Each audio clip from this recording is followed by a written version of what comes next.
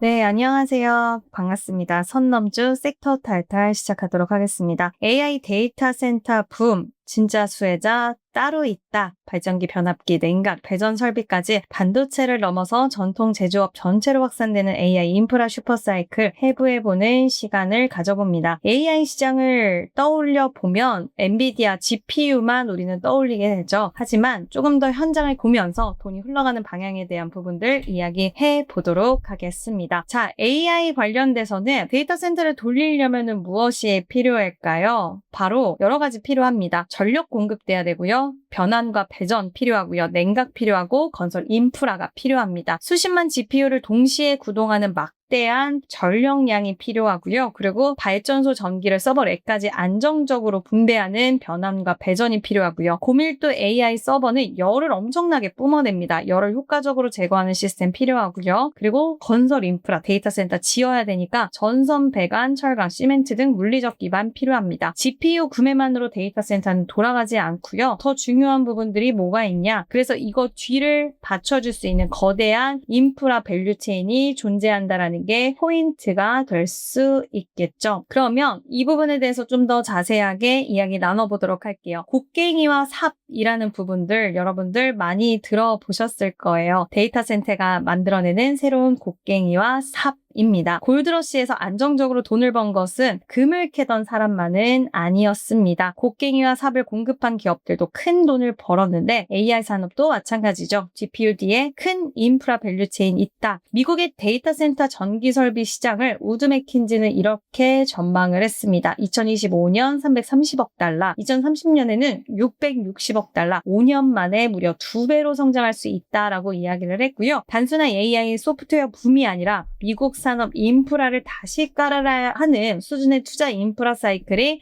시작이 됐다라는 부분입니다. 자, 그러면 여기서 수혜주들, 수혜 섹터들 한번 이야기해 볼게요. 일단 첫 번째 수혜 섹터는 발전기와 백업 전력 쪽입니다. AI 데이터 센터에 전력 공급이 잠깐이라도 끊어지면 굉장히 치명적이에요. GPU 수십만 개가 멈추면 단순히 전기가 끊기는 문제가 아니라 고가 컴퓨팅 장비의 가동 중단, AI 학습 중단, 클라우드 서비스 장애, 데이터 센터 매출 손실로 이어지게 됩니다. 따라서 데이터 센터에는 사실상 발전소 수준의 백업 시스템이 꼭 필요하게 되는데요. 그래서 이 부분에 있어서 대표적인 기업이 미국의 제네락입니다. 제네락은 기존 가정용 발전 사업에서 데이터 센터용 고성능 발전기 사업으로 이제 사업을 확대를 하고 있는데 현재 데이터 센터 관련 수주 잔고만 16억 원, 약 2조 2천억 원 규모고요. 여기에 데이터 센터용 발전기 생산 확대를 위해서 2억 5천만 달러 규모의 투자를 진행합니다. 약 1천 명도 추가로 고용할 계획이고요. 핵심적인 부분들은 결국에는 그거일 수 있겠죠. 우리가 AI 데이터 센터가 증가를 하고 전력 안전성이 중요해지고 비상 발전기가 필수로 적용이 되고 백업 전략 시장이 확대가 된다. 이거를 알아야 되는 거고 AI 투자 확대가 발전기라는 전통 산업을 다시 성장 산업으로 바꿔놓고 있다라는 겁니다. 자, 그럼 두 번째 수혜는 바로 변압기와 배전 설비입니다. 많이 들어보셨을 텐데 GPU는 전기를 엄청나게 먹습니다. 하지만 발전소에서 생산된 전기를 그대로 GPU에 넣을 것은 아니에요. 전기를 데이터 센터까지 보내고 적절한 전압으로 변환한 다음에 서버에까지 안정적으로 배분해야 됩니다. 따라서 시장은 이 과정, 전력의 이 여정이라는 이 과정을 거치기 위해서 변압기, 배전반, 차단기, 전력관리 시스템 수요가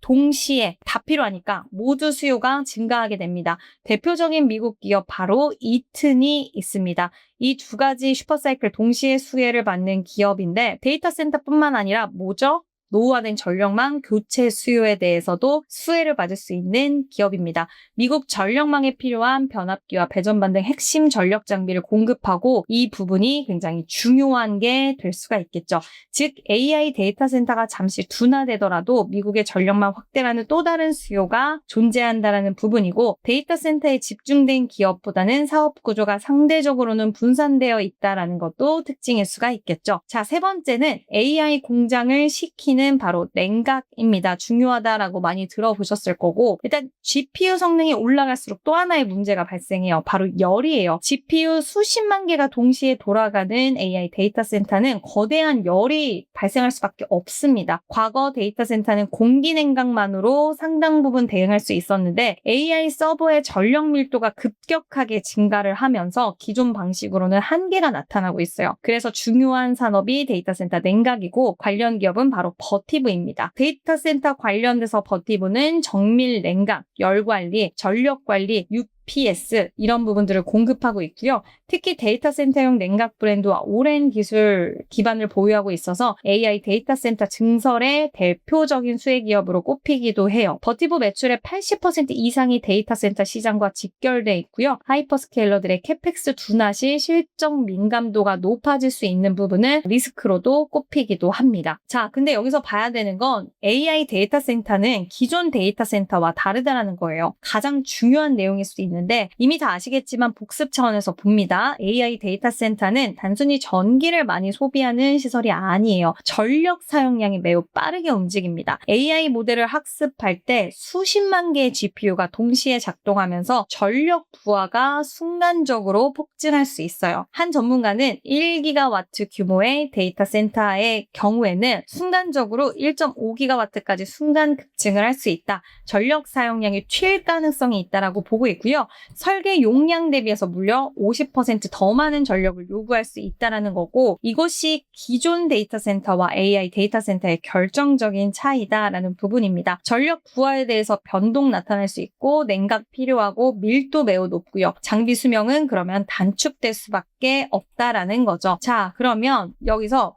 전력 변동이 장비를 더 빨리 망가뜨릴 수 있다는 부분들, 전력 사용량이 일정하다면 전력 장비가 대응하기가 상대적으로 쉬워요. 문제는 AI입니다. 수십만 GPU가 연산을 시작했다라고 한다면 멈추면서 전력 부하가 짧은 시간에 크게 출렁입니다. 쉽게 말해서 자동차를 계속 1단, 6단, 1단, 6단 이렇게 반복하는 거랑 비슷해요. 그 과정에서 실제 데이터 센터는 가스 발전기, 크랭크 축이 손상이 되고요. 가스 터빈이 균열이 됩니다. 그리고 배터리 조기 교체를 해야 되고 변압기와 전력 설비 노후화가 진행이 될 수밖에 없죠. 그래서 이런 문제가 나타나고 있고 일부 배터리는 예상보다 훨씬 빠른 수개월 또는 수주 단위의 교체 사례까지 언급이 되고 있어요. 여기서 투자 포인트 그러면 하나 더 가져갈 수가 있습니다.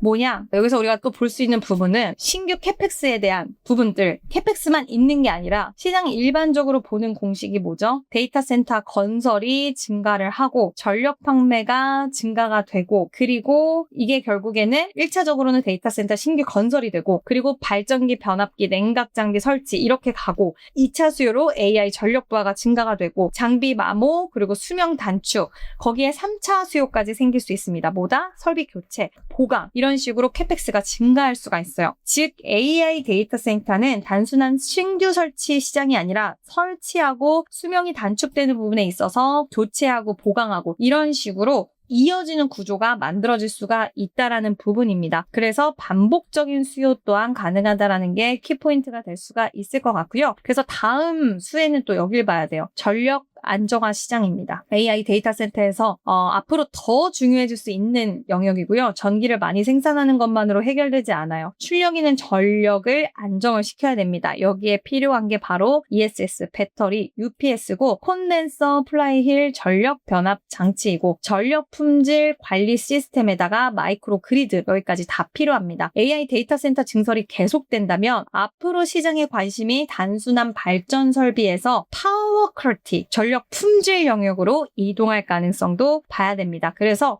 품질을 본다. 이 부분이 부상할 수 있다라는 거죠. 기술이 발전하는 만큼. 자, 그럼 다음 수에도 봅니다. 바로 다음 수에는 전선, 배강, 철강, 시멘트입니다. 데이터 센터 한 곳을 만드는데 필요한 것은 IT 장비만 있는 건 아니죠. 실제 미국에서는 전선, 배강, 금속 호스, 철강 베어링, 시멘트, 조립식 금속 구조물까지 수요가 같이 증가를 하고 있는데 철강 베어링 업체인 캔 같은 경우에는 방산, 우주항공 고객에 더해서 데이터 센터라는 새로운 수요처를 확보하고 있고요. 사우스 이스턴 호스라는 회사는 금속 호스 업체인데 여전히 마찬가지로 데이터 센터 프로젝트 확대로 지난 5년간 매출이 무려 3배나 증가했습니다. AI가 전통 제조업 주문까지 만들어내고 있다는 거죠. 그래서 우리가 정말 큰 시장이 열리고 있다라고 봐도 과언이 아닐 것 같습니다. 그래서 시장에서는 유틸리티도 성장주가 되고 있다라고 판단을 하고 있어요. 미국의 전력 수요 증가율은 오랫동안 거의 정체 상태였습니다. 연간 증가율이 0에서 0.5% 수준이었는데 AI 데이터 센터가 등장하면서 상황이 완전히 바뀌었어요. 대표적으로 아메리칸 일렉트릭 파워는 데이터 센터 등 증가하는 전력 소요에 대응하기 위해서 2026년에서 30년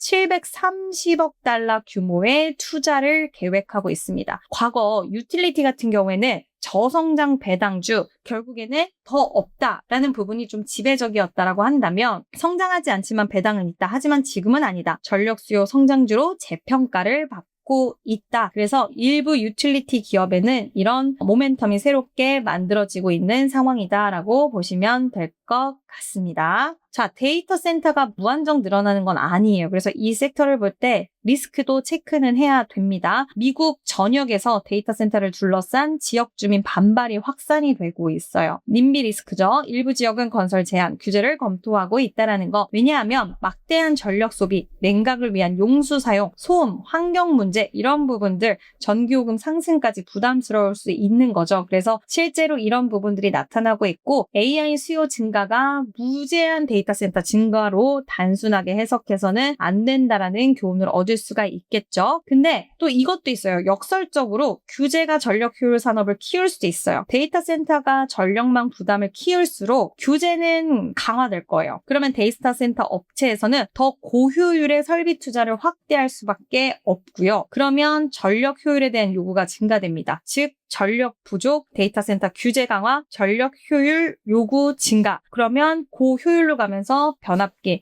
냉각, ESS, 전력 관리 장비 투자가 확대된다라는 구조까지 만들어지는 거죠. 때문에 장기적으로는 단순 발전량 증가보다는 전력 효율과 안전성이 더 중요한 투자 키워드가 될 수도 있다라는 겁니다.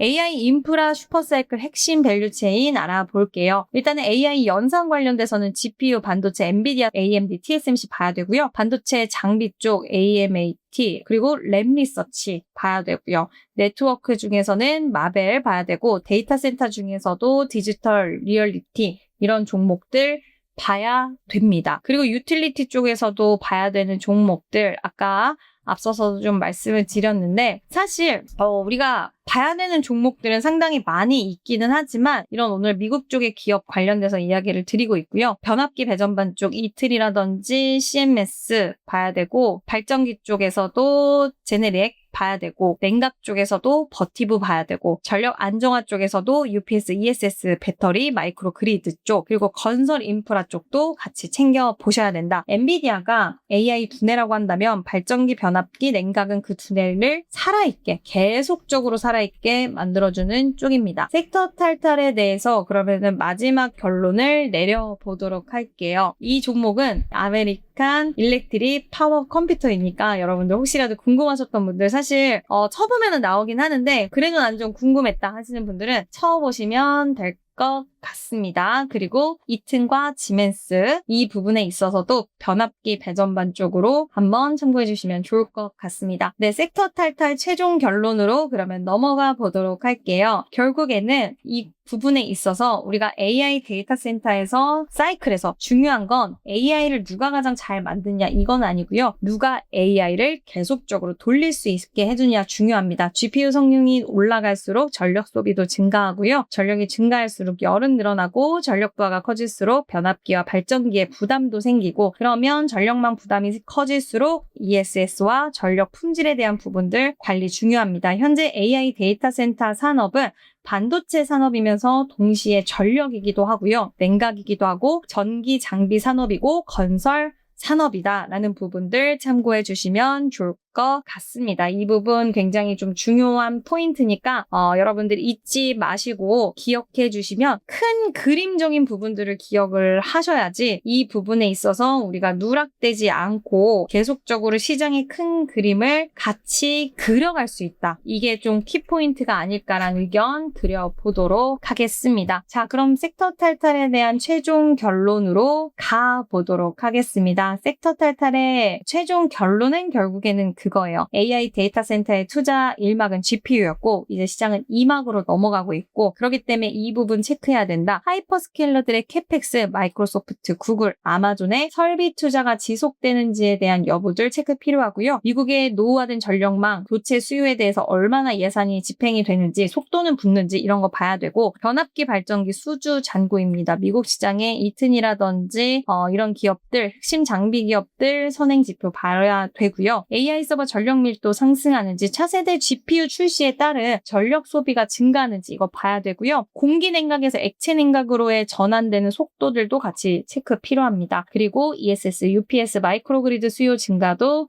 잘 진행되는지 여부들 체크해 보시고요. 오늘은 미국 기업 위주로 좀 한번 이야기해 봤는데 시장의 전체적인 그림을 그리셔야지 우리가 AI 사이클에서 투자를 놓치지 않을 수 있다는 부분 말씀드리면서 오늘의 방송은 여기서 마무리하도록 하겠습니다.